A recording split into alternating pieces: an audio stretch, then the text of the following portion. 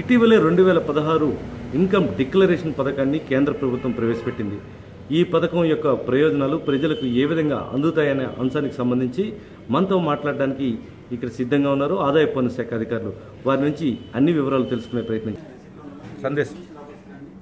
నల్లధనాన్ని వెలికి తీసేటువంటి భాగంలో ప్రభుత్వం ప్రవేశపెట్టినటువంటి ఒక పథకం ఇది. ఆర్థిక చట్టం 2016 ప్రకారం ఈ స్కీమ్ని రూపొందించడం అయింది.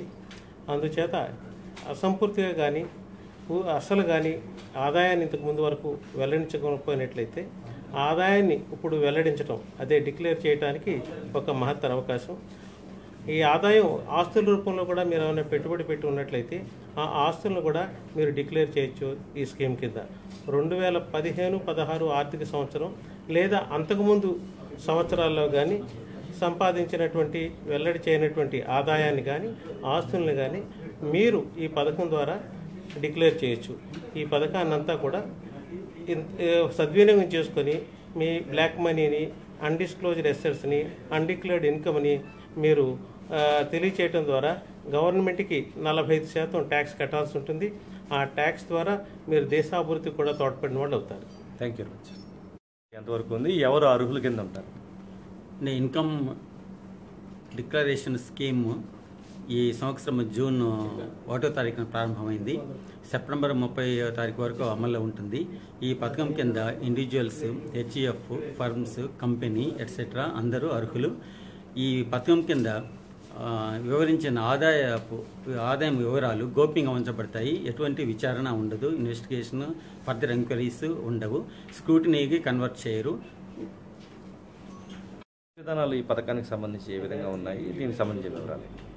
ఈ స్కీమ్ ప్రొవిజన్స్ ప్రకారం ఫామ్ 1 అని ఆన్లైన్లో కానీ లేదా పేపర్ ఫామ్లో కానీ principal commissioner of income tax వాళ్ళకి సబ్మిట్ చేయొచ్చండి. సబ్మిట్ చేసిన తర్వాత ఫామ్ 2లో యూ కెన్ గెట్ అక్నాలెడ్జ్మెంట్. తర్వాత ఫామ్ 2లో tax, penalty and other issues file చేసి 30th నవంబర్ 2016 లోపు సబ్మిట్ చేయాలి concern principal commissioner of income tax ఆఫీస్కి. తర్వాత ట్యాక్స్ పే చేసిన తర్వాత వితిన్ 15 daysలో కమిషనర్ ఆఫ్ ఇన్కమ్ ట్యాక్స్, అదే principal commissioner of income tax వాళ్ళు విల్ గివ్ యూ సర్టిఫికేట్ ఇస్తే that is the final thing. Then pass అండి. ఈ స్కీమ్ కొంతమంది వ్యక్తులకి వర్తించదండి. వాళ్ళు ఎవరెవరంటే ఇన్కమ్ ట్యాక్స్ యాక్ట్ ప్రకారం 142(1), 143(2), 148, 153A, 153 సెక్షన్ ప్రకారం, 153C సెక్షన్ల ప్రకారం నోటీసులు ఇవ్వబడిన వాళ్ళు, సెర్చ్ అండ్ సర్వే కేసుల్లో కవర్ చేయబడిన వాళ్ళు, సెర్చ్ అండ్ సర్వే కేసుల్లో నోటీస్ ఇవ్వబడే ప్రాసెస్లో ఉన్నవాళ్ళు, కేసు అప్పీల్లో ఉన్నవాళ్ళు, అంతేకాకుండా క్రిమినల్ యాక్టివిటీస్ ఉంటాయి చూడండి, ప్రివెన్షన్ ఆఫ్ కరప్షన్ యాక్ట్, మళ్ళీ వచ్చి అదర్ కొన్ని యాక్ట్స్ ఉన్నాయండి. ఆ యాక్ట్స్లో కవర్ అయిన వాళ్ళకి ఈ స్కీమ్ వర్తించదండి. Thank you. ప్రయోజనాలు ఏంటంటే దీని ఫెసిలిటీస్ ఎట్లాగా?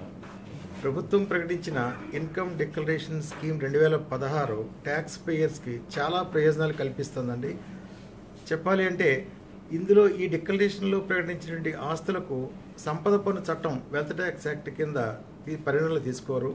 అదేవిధంగా వెల్త్ ట్యాక్స్ యాక్ట్ కింద కానీ ఇన్కమ్ ట్యాక్స్ యాక్ట్ కింద కానీ ఈ డిక్లరేషన్లో ఉన్న సబ్జెక్టుకి ఎటువంటి ఎంక్వైరీస్ కానీ ఎటువంటి స్క్రూటినీ అసెస్మెంట్స్ కానీ ఉండవండి. అదేవిధంగా ఈ చట్టాల కింద ఇన్కమ్ ట్యాక్స్ యాక్ట్ కింద వెల్త్ ట్యాక్స్ యాక్ట్ కింద ఎటువంటి పెనాల్టీలు కానీ ఎటువంటి ప్రాసిక్యూషన్లు కానీ ఇట్లా ప్రారంభించరండి. ఇవన్నీ కూడా దీనివల్ల సమకూర్చినటువంటి ప్రయోజనాలు. అదేవిధంగా బినామీ ట్రాన్సాక్షన్స్ యాక్ట్ 1988 కింద కూడా కొన్ని రూల్స్కి లోబడి మినహాయింపు కూడా ఉంటుందండి. Thank you. ఎలాంటి సదుపాయాలు ఇక్కడ మీరు కల్పిస్తున్నారు ప్రజలకి అవగాహన కల్పించారు? ఈ ఇన్కమ్ డిక్లరేషన్ స్కీమ్ 2016కి ప్రిన్సిపల్ కమిషనర్ వారి కార్యాలయం ట్యాక్స్ పేయర్ సర్వీస్ కోసం పూర్తి సమాయత్తం అయిందండి. వీరి ట్యాక్స్ పేయర్స్కి కావాల్సినటువంటి సమాచార పత్రాలు, వారికి కావాల్సినటువంటి ఇతరత్ర సహాయం అందించడానికి మొత్తం అధికారులు కార్యాలయం సమాయత్తంగా ఉందండి. అదేవిధంగా ఒక హెల్ప్ డెస్క్ కూడా ఇక్కడ ఏర్పాటు చేయడం జరిగింది. అదేవిధంగా ఇట్లా ట్యాక్స్ పేయర్స్ యొక్క విషయాలు ఇక్కడ చాలా గోప్యంగా ఉంచబడతాయి. సో కార్యాలయం వీళ్ళంతా కూడా వారి కోసం ఇటుంటే ఆహ్వానం పలుకుతుందండి. అదేవిధంగా ఇంకా ఇంటి సమాచారం కోసం, సమగ్ర సమాచారం కోసం www.incometax.gov.in అనేటువంటి ఈ వెబ్సైట్లో కూడా పూర్తి సమాచారం, విధి విధానాలు, ఫారమ్స్ అన్నీ కూడా పొందుపరచబడ్డాయండి. సో వీటిని ఉపయోగించుకొని ట్యాక్స్ పేయర్ ఈ యొక్క స్కీమ్ని ఉపయోగించుకోవాలని మా యొక్క కోరిక అండి. ఈ డిక్లరేషన్ రద్దు చేసే అవకాశం ఉంటుంది త్యాగరాజు గారు? 3 సందర్భాల్లో ఈ డిక్లరేషన్ ఇన్వాలిడేట్ అయ్యే అవకాశాలు ఉంటాయండి. డిక్లరేషన్ ట్యాక్స్ పేయర్ ఎవరైతే ఈ డిక్లరేషన్ వేయదలుచుకున్నారో వాళ్ళకి సంబంధించిన వేరే వేరే సంవత్సరాలకి సంబంధించినవి కానీ, వేరే వేరే అసెట్స్కి సంబంధించినవి కానీ ఏదైనా ఒక డిక్లరేషన్ ద్వారానే వేయవలసి ఉంటుంది.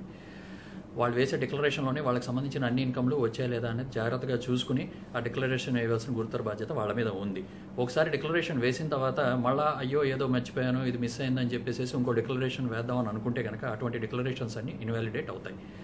2, డిక్లరేషన్ వేసిన తర్వాత నిర్ణీత గడువు లోపల, అంటే 30/11/2016 లోపల వాళ్ళు ఆ డిక్లరేషన్ సంబంధించిన ట్యాక్స్ మొత్తం కట్టేసి ఆ రిసీట్ని ప్రిన్సిపల్ కమిషనర్ వారి కార్యాలయంలో అందించవలసిన బాధ్యత కూడా వాళ్ళ మీదే ఉంది. ట్యాక్స్ కట్టకపోయినా ఈ రిసీటు ప్రిన్సిపల్ కమిషనర్ కార్యాలయానికి నిర్ణీత సమయం గడువు లోపల అందకపోయినా కూడా ఆ డిక్లరేషన్ ఇన్వాలిడేట్ అయ్యే అవకాశం ఉంటుంది. ఇంకా ముఖ్యంగా 3వ విషయం ఏంటంటే అసత్యపు, అసంపూర్ణ డిక్లరేషన్స్ చెల్లుబాటు కావు.